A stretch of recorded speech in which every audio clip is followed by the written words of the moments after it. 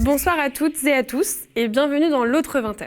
Ce soir, on revient sur l'actualité au Soudan où le bras de fer entre la jeunesse soudanaise et des groupes militaro-islamistes se renforce. S'ensuit la chronique de notre économiste atterré Henri Sterdignac sur le revenu universel d'activité annoncé par le gouvernement. Enfin, après l'autre 20h, vous retrouverez notre journaliste Yanis Mamdi qui revient sur le suicide de certains cheminots de la SNCF causé par le harcèlement au travail. Un rassemblement a eu lieu aujourd'hui à 18h devant le commissariat d'Alfortville. Ce rassemblement fait suite à l'interpellation, mardi 11 juin, de Taha Bouhaf, journaliste de Là-bas si j'y suis, connu pour ses images à l'origine de l'affaire Benalla, et de Christian Schweyer, porte-parole du collectif des travailleurs sans papier de Vitry. Selon le journal parisien, ils ont été interpellés pour outrage et rébellion devant les locaux Chronopost d'Alfortville lors d'un rassemblement de soutien aux travailleurs sans papier. Taha Bouhaf, qui couvrait l'événement, se serait interposé entre une bande d'adolescents et des policiers, usant de leurs matraques et de bombes lacrymogènes, ce qui aurait conduit à son interpellation. Christian Schweyer aurait, lui, été arrêté après avoir tenté de le libérer. Des donateurs de la cagnotte Litchi en soutien à l'ex-boxeur Christophe Détinger sont convoqués par la police judiciaire. Une enquête pour abus de confiance est ouverte à Paris après la plainte des participants à cette cagnotte qui accuse Litchi d'avoir détourné des fonds. La cagnotte avait été créée en soutien à Christophe Détinger, filmé alors qu'il échangeait des coups avec des policiers lors de l'acte 8 des Gilets jaunes le 5 janvier dernier. Gwenaëlle Lenoir, grande reporter, s'est fait arrêter au Soudan par les services secrets soudanais pour avoir couvert le mouvement de révolte mené par la jeunesse du pays. Rentrée en France, elle témoigne à la fois d'un élan émancipateur et d'une répression musclée de la part des forces militaires. Voici son facecam.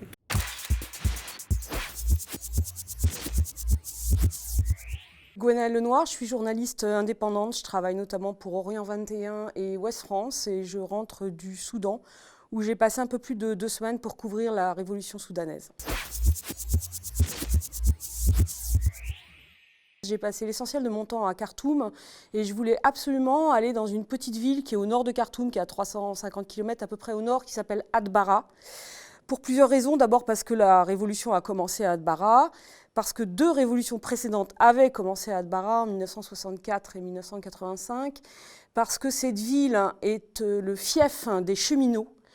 C'est une ville qui a une histoire ouvrière, syndicale et communiste extrêmement forte et qui a toujours été opposée aux pouvoirs dictatoriaux. Donc je voulais absolument y aller, donc j'y suis allée, j'ai rencontré des cheminots, je suis allée au sit-in d'Atbara et j'ai passé la nuit là-bas chez des amis. Et le lendemain matin, en partant, ma voiture a été bloquée par une voiture civile qui s'est révélée être celle d'une voiture des Mukhabarat, des services secrets soudanais qui s'appellent le NIS, qui sont redoutés à raison et qui donc m'ont emmené à leur quartier général sans jamais me signifier mon arrestation. Ils me reprochaient d'avoir couvert le sit-in d'Atbara, d'avoir quitté Khartoum, d'avoir rencontré des militants. Ça a duré 12 heures, ils m'ont transférée à Khartoum. J'ai été sortie de ce très mauvais pas par l'ambassade de France. Ça, c'est arrivé dimanche. Lundi matin, à 5h du matin, les miliciens et les hommes du NIS, des services secrets, attaquaient le sit-in à Khartoum et essayaient de noyer la révolution dans le sang.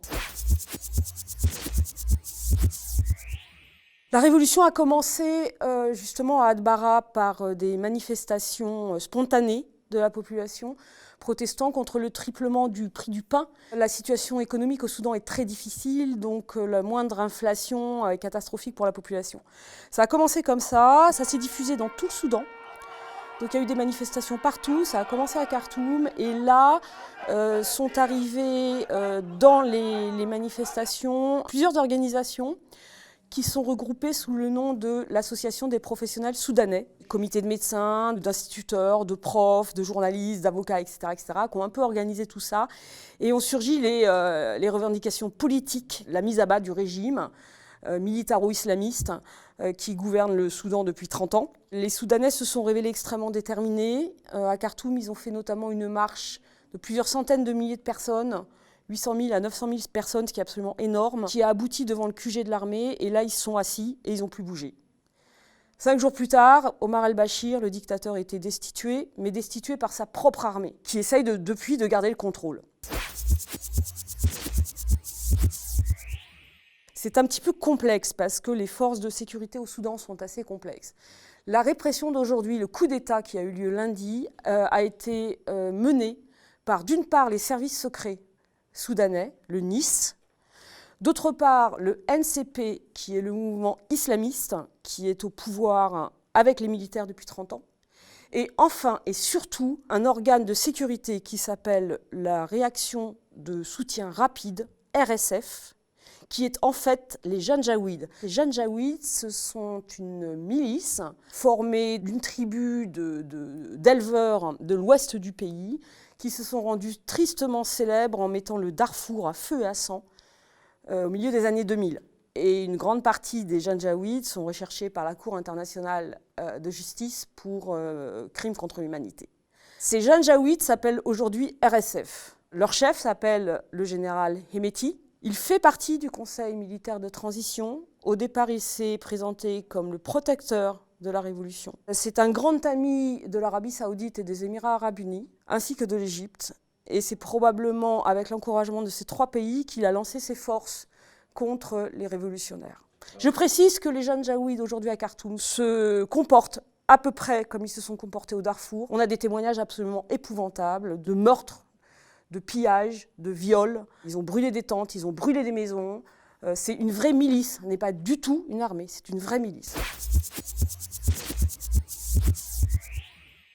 Il y a trois pays qui ont toujours été très gênés par la révolution soudanaise et le projet démocratique que cette révolution porte. L'Arabie saoudite, l'Égypte, les Émirats arabes unis. Dès le début, ces trois pays ont annoncé leur soutien au Conseil militaire de transition, donc à la partie non civile, bien sûr. Ces dernières semaines, on a noté de très nombreux déplacements du général Bourhan, qui est le chef du Conseil militaire de transition, et du général Hemeti, qui est le vice-président et le chef des Janjaouides, en Arabie saoudite plusieurs fois, aux Émirats arabes unis et en Égypte. Et le général Bourhan était encore en Arabie saoudite au sommet de la Mecque le week-end dernier. Donc très nettement, la contre-révolution en cours au Soudan, ce coup d'État de lundi matin, a été encouragé, soutenu, voire plus, financé peut-être par ces trois pays. Au départ, les puissances occidentales ont été un peu dans l'expectative, c'était un peu prudent, on attend de voir ce que ça donne. Et puis on a vu les représentants diplomatiques de ces pays se rendre au sit-in à Khartoum, aller discuter avec les gens, montrer de plus en plus de chaleur en fait vis-à-vis de la révolution soudanaise. Il y a eu un moment un petit peu, comment dire, ambigu aussi, d'abord de la part des Américains et ensuite des Européens qui ont serré chaleureusement la main du général Hemeti, malgré le rôle sanglant qu'a joué sa milice au Darfour. Donc on a eu l'impression d'un flottement. Ces derniers jours, depuis le coup d'État, les condamnations de la part des pays européens et des États-Unis se font assez fortes. Le Conseil de sécurité a été saisi à l'ONU et c'est un veto de la Russie et un veto de la Chine qui a empêché le vote de la résolution demandant que les militaires remettent le pouvoir aux civils et condamnant la violence. Les situations, je ne sais pas, d'autant que je connais assez peu la situation algérienne, donc je ne pourrais pas répondre précisément à cette question. Ce qui me semble quand même comparable, c'est l'élan démocratique de toute cette jeunesse, parce que ce sont des révolutions de jeunes, ce sont des révolutions de gens qui ont moins de 30 ans, qui ont donc des aspirations à un avenir, tout simplement, parce que ce sont des régimes, le régime algérien comme le régime soudanais, ce sont des régimes qui privent leur jeunesse d'avenir, qui privent leur population de futur. Au Soudan, tous les jeunes que moi j'ai rencontrés sur le sit-in, j'en ai rencontré des dizaines et des dizaines, ils avaient tous été à l'université et ils voulaient tous quitter le pays avant la révolution parce qu'ils n'avaient pas d'avenir dans leur pays. Et ils ont tous décidé de rester et de construire leur pays. Et je pense qu'en Algérie, il y a quelque chose d'un peu semblable. J'ai rencontré une jeunesse comme ça en Irak aussi, il n'y a pas très longtemps, même si elle ne manifeste pas, mais elle fait d'autres choses, elle a d'autres types de mobilisation. Donc je pense que c'est la suite des révolutions arabes et que quoi qu'on en dise et quoi qu'on en veuille, ces révolutions, elles ne font que commencer et qu'il y a des contre-révolutions, comme d'habitude, mais que le mouvement, il est lancé, il ne s'arrêtera pas. Henri Sterdignac, dans une nouvelle chronique Écho, souligne le caractère dangereux du projet de revenu universel d'activité proposé par Emmanuel Macron et son gouvernement. Un revenu universel, oui, mais sous condition. Il met en garde contre la supposée simplification des allocations.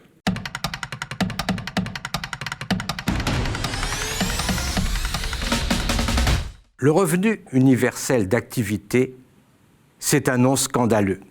C'est aussi un projet dangereux. Emmanuel Macron a annoncé la mise en place d'un revenu universel d'activité, c'est-à-dire une allocation unique sous condition de ressources et d'activité. L'expression de revenu universel d'activité est un mensonge d'État. Par définition, un revenu universel ne doit pas dépendre de l'activité. Les minima sociaux bénéficient actuellement à des personnes qui, pour une raison ou une autre, l'âge, l'handicap, la santé, des contraintes familiales et surtout l'absence d'emploi disponible, ne peuvent pas travailler. On ne peut renoncer à l'objectif de solidarité sous prétexte d'inciter à l'emploi. Ce prétendu revenu universel d'activité fusionnerait le RSA, la prime d'activité, les allocations logement. C'est oublier que beaucoup de personnes touchent les allocations logement sans bénéficier du RSA ou de la prime d'activité. Les retraités, les handicapés, les chômeurs, les étudiants. L'allocation spécifique de solidarité, qui permet aux chômeurs de longue durée de continuer à valider des droits à la retraite, serait supprimée. Sous prétexte de simplification, la fusion des minima sociaux mélangerait des personnes très différentes. Des personnes âgées, des handicapés, des chômeurs de longue durée, des travailleurs précaires ou à bas salaire, des mères isolées avec des enfants en bas âge. Ces personnes ont actuellement des minima sociaux de montants différents. Elles ont aussi des besoins de suivi très différents. On ne peut imposer des conditions d'activité à des personnes âgées. La prime d'activité a été créée en 2016 pour différencier les personnes sans ressources, qui avaient droit au RSA socle, et les salariés pauvres qui avaient droit au RSA activité. La prime d'activité, attribuée plus automatiquement, a permis d'augmenter fortement le taux de recours. Elle assure une hausse des ressources suite à une reprise d'emploi. Faut-il revenir en arrière au bout de 3 ans ?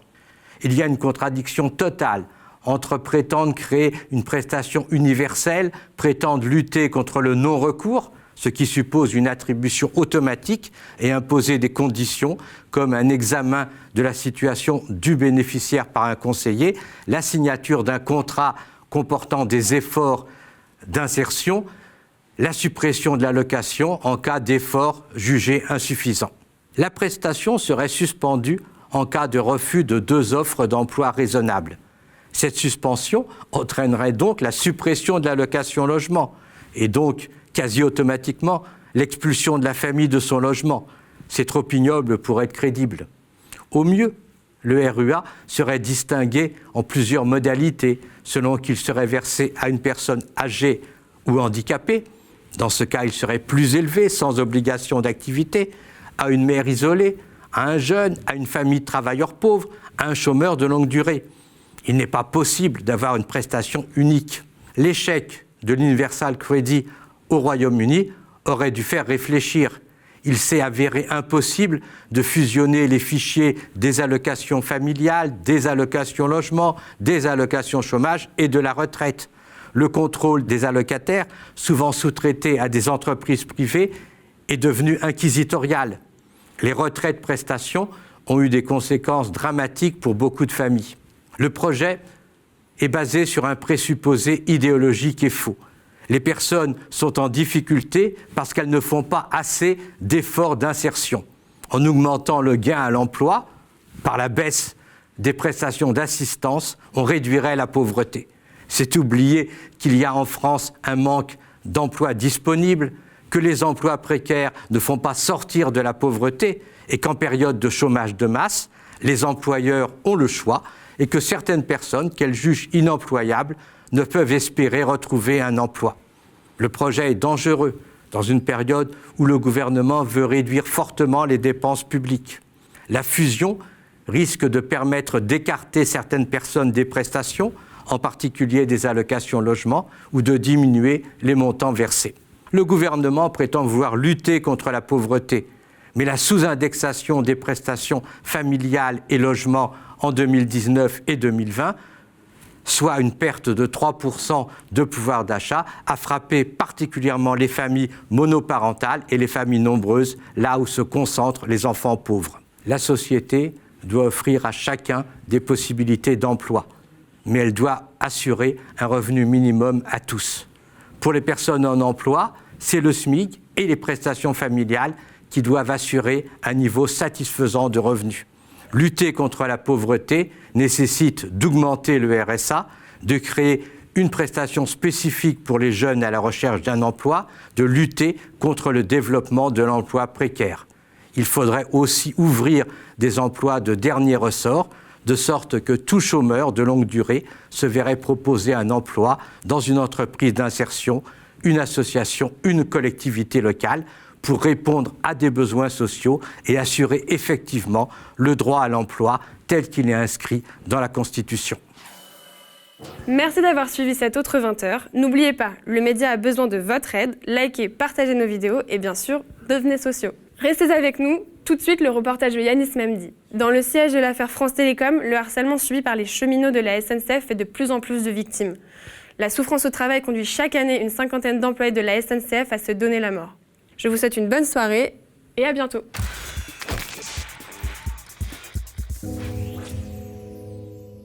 C'est l'histoire de vie brisée au sein de la SNCF. Harcèlement, souffrance au travail, des mots qui nous reviennent des salariés de l'entreprise et qui conduiraient certains à mettre fin à leur jour. Chaque année, une cinquantaine de cheminots se suicident, parfois sur leur lieu de travail. La SNCF est-elle responsable ?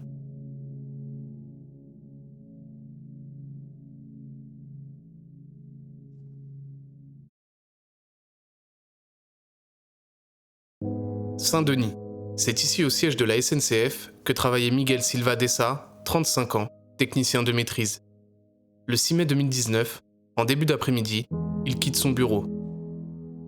Au pied de l'immeuble, les quais de la gare Stade de France Saint-Denis. Vers 16h, il dépose son badge SNCF sur le quai et se couche sur les voies avant le passage d'un train.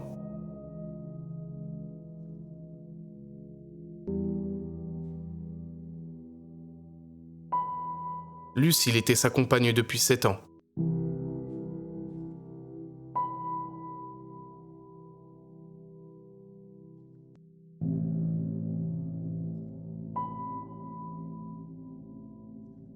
De cette vie heureuse passée aux côtés de Miguel, elle a gardé des photos de vacances dans son téléphone. C'était en Australie. Du coup, là, on allait voler sur la barrière de corail. On est resté 5 semaines en Australie. Donc ouais, voilà, c'était génial, quoi. On a bien profité, on a bien rigolé, on a fait tout ce qu'on voulait faire. Là aussi, donc là, on est parti en Namibie. Donc on était sur une des plus hautes dunes. Grâce à lui, j'ai pu monter, sinon j'ai trop le vertige, je pouvais pas monter. Quand on part en vacances, on s'inquiète pas, hein. Miguel est là, Miguel il gère. Puis notre dernier voyage, c'était le Costa Rica et on en avait tellement d'autres en tête. Maintenant, ils se font sans lui et c'est ça qui va être dur. Que la vie continue quand même, quoi, mais elle sera pas pareille, quoi. Ça sera différent. Donc voilà. Pas facile. Au départ, Miguel était un salarié comblé. Apprécié de ses collègues, il est élu délégué du personnel CFDT. Et petit à petit, ses conditions de travail se seraient dégradées sans réelles explications de la part de sa direction. Et quand il a commencé à plus dormir, le sommeil était beaucoup d'insomnie, donc après on comprenait pas trop d'où ça venait. Pour Lucille, l'évolution de carrière de Miguel a été bloquée par sa hiérarchie. Je pense que Miguel attendait de la reconnaissance qu'il n'a pas eu. C'est-à-dire ? À la SNCF, ils peuvent grimper de grade, ça change avec une certaine ancienneté à la SNCF. Et du coup, on va dire qu'à chaque fois que c'était son tour, ça l'était pas. Et ça l'a beaucoup... Il n'a pas compris en fait. Et c'est quelqu'un qui aime avoir des explications et on lui en a pas donné. Dans ce contexte, il entre en dépression. En janvier 2019, il se retrouve en arrêt maladie. Au bout de quelques mois, comme la loi le prévoit, sa rémunération doit être réduite de moitié. Une situation que Miguel ne supporte pas. Il décide alors de reprendre le travail. C'était plus possible. Ça devenait trop dur de supporter, d'aller au travail, il pouvait plus. C'était pas possible. Dans la matinée du 6 mai 2019, quelques jours après être retourné travailler, il adresse un texto à ses proches. Il a dit « J'ai décidé de quitter cette terre avec le train à Stade de France ». Il a déposé toutes ses affaires sur le quai, il n'avait rien sur lui. Il y avait un message, au Stade de France et l'arrêt de son travail. Oui, je pense qu'il y a pour montrer qu'il y a un problème au travail. Convaincu que la responsabilité de l'entreprise est engagée, Lucille a décidé de se battre. Je vais faire signer une demande comme quoi ce soit déclaré en accident du travail. Pour moi, il n'avait pas de problème. On n'avait pas de soucis. Il n'y avait pas de problème personnel. Donc, si c'est pas personnel, c'est que il y avait un problème au travail, quel qu'il soit, et qu'il faut que ce soit reconnu. Il était entouré. Il y avait sa famille. J'étais là. On avait plein de projets. Donc, on voulait avoir des enfants là. Si la responsabilité de la SNCF n'est pas reconnue, Lucille envisage de porter plainte. Ma vie est brisée, ouais. Parce que même si... Voilà, j'ai pas 50 ans, mais justement, même si j'ai vécu plein de choses merveilleuses, parce qu'on a fait plein de trucs et c'était génial, mais je voulais pas que ça s'arrête. J'aurais voulu que ça continue. C'est comme ça, hein. On peut pas retourner en arrière. Et faut se reconstruire. Le plus dur, ça sera de se reconstruire avec ça. Suite au suicide de Miguel, la CFDT a alerté le président de la SNCF. Dans cette réponse du 13 mai 2019, Guillaume Pépi admet qu'il y a un problème de souffrance au travail dans l'entreprise. L'entreprise a connu en 2018 le plus long conflit social de son histoire. Des repères collectifs ont semblé ébranlés. Le choc est à la hauteur de l'attachement profond de chacune et chacun des cheminots pour l'entreprise et de la vitesse de la transformation. Et le cas de Miguel n'est pas isolé. Selon les syndicats, en 2017, 57 salariés de la SNCF se sont suicidés à cause de la souffrance au travail.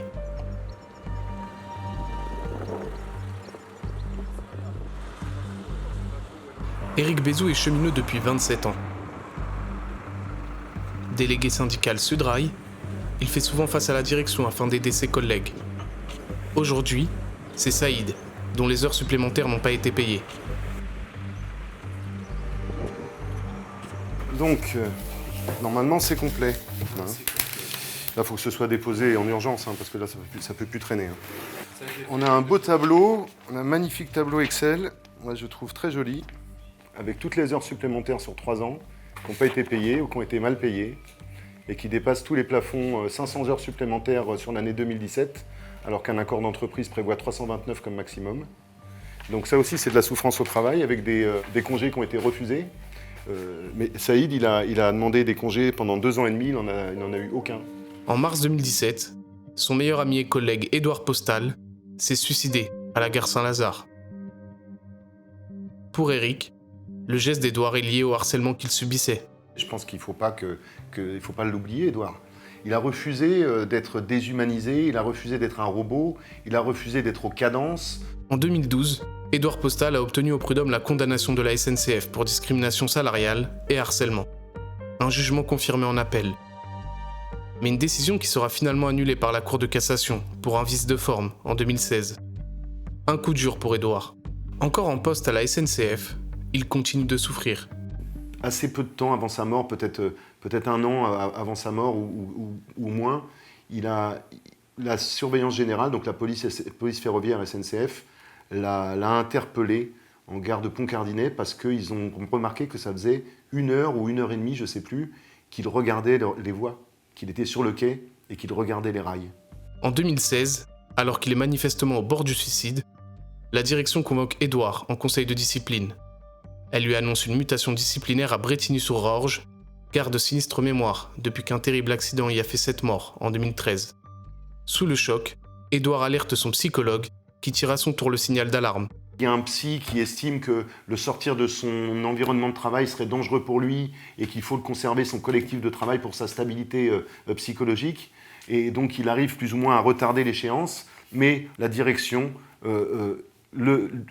valide donc sa mutation à Brétigny pour le lundi 13 mars et le 10 mars au soir, Édouard est retrouvé mort à 23h30. Quand même, il faut le dire quand même, dans les voies, à la gare Saint-Lazare.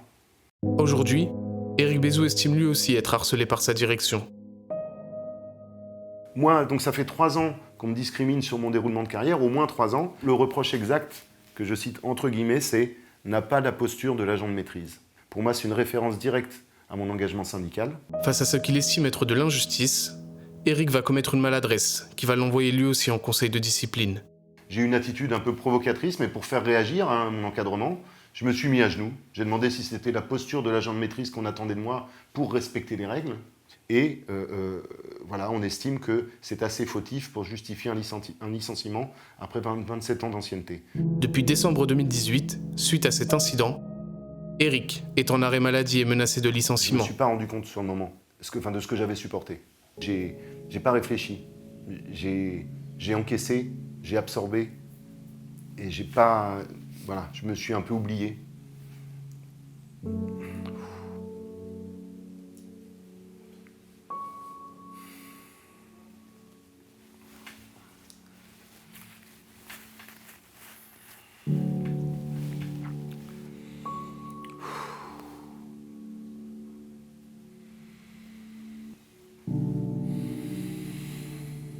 Désormais, Éric Bézou attend la décision du conseil de discipline de la SNCF afin de savoir s'il va être licencié. Et selon ce cheminot de 52 ans, son cas n'est pas isolé. Il n'y a pas que les morts, il faut le dire. Il n'y a pas que les suicides, il y a des vies brisées. Quand des agents, quand des collègues, des collègues que je considère comme ma famille, se retrouvent en hôpital psychiatrique ou se retrouvent sous traitement lourd et sont plus capables de s'occuper de leurs enfants parce on a nié leur humanité, on a nié leur qualité, on a nié leur dignité. C'est ça le terme, hein, toujours, hein, on en revient toujours là. Hein. On nie leur dignité. Et donc, c'est pas, ça peut pas se passer dans le feutré. Ça peut pas se passer dans le feutré. Un constat qu'Éric n'est pas le seul à faire. Poissy, dans le département des Yvelines. Ici, a ouvert en 2013 un lieu peu commun. Une maison de la souffrance et travail. La propriétaire et créatrice du lieu, c'est elle, Françoise François. Psychologue, elle a décidé de créer cette enceinte indépendante afin de recevoir les salariés en souffrance. Et cela fait un moment qu'elle est confrontée à des cheminots de la SNCF. L'année dernière, son établissement en a reçu une 30aine. Face à leur souffrance, depuis 2 ans, Françoise François alerte la direction de la SNCF. En date du 24 février 2017, je vous ai adressé un courrier d'alerte concernant le risque majeur pour la santé physique et psychique des agents de la SNCF. Oui, vous avez mis des moyens renforcés, seulement ils se retrouvent en difficulté. Le problème, c'est qu'ils sont eux-mêmes submergés par des demandes toujours grandissantes des agents en souffrance pour lesquels ils n'ont pas de réponse adaptée. Alors des alertes comme ça, vous en avez envoyé combien ? Au total, je crois qu'il doit y en avoir 3. 3. Avec une seule réponse. Avec une seule réponse, et puis voilà, une seule réponse et un décès. Un décès. Pour cette psychologue, la souffrance au travail des salariés de la SNCF naîtrait de la réorganisation voulue par la direction. Qu'est-ce qui fait qu'ils souffrent au travail ? Ils sont confrontés à des injonctions. Hein. Ils ont été embauchés pour tel type de métier, pour faire tel type de choses, et puis tout d'un coup, on réorganise, on fait autrement.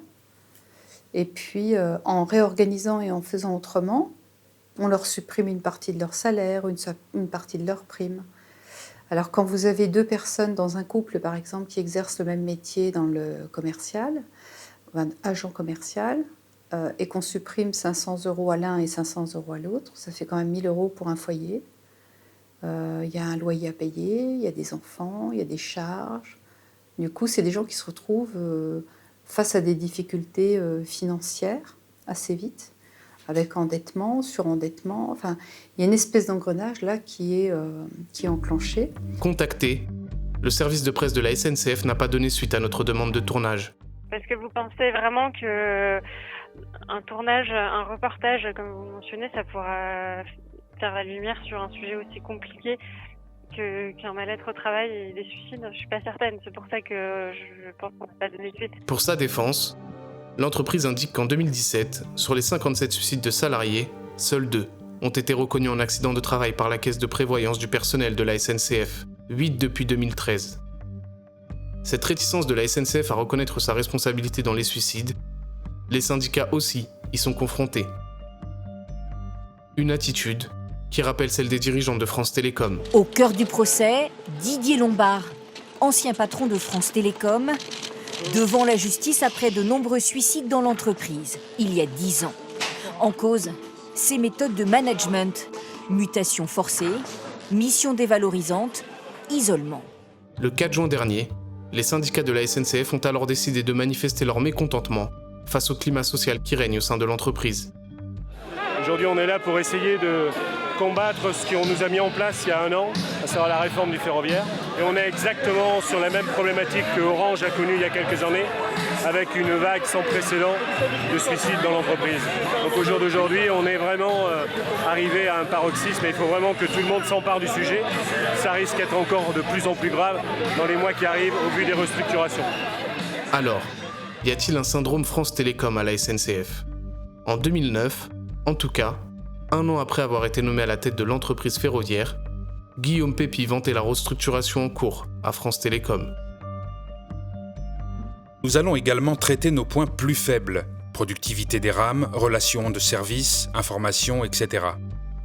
L'enjeu, c'est de construire la préférence pour la SNCF et le TGV. L'exemple à suivre, c'est France Télécom avec Orange. L'année de cette déclaration, éclatait le scandale France Télécom. 10 ans après, Didier Lombard doit répondre de 19 suicides devant les tribunaux.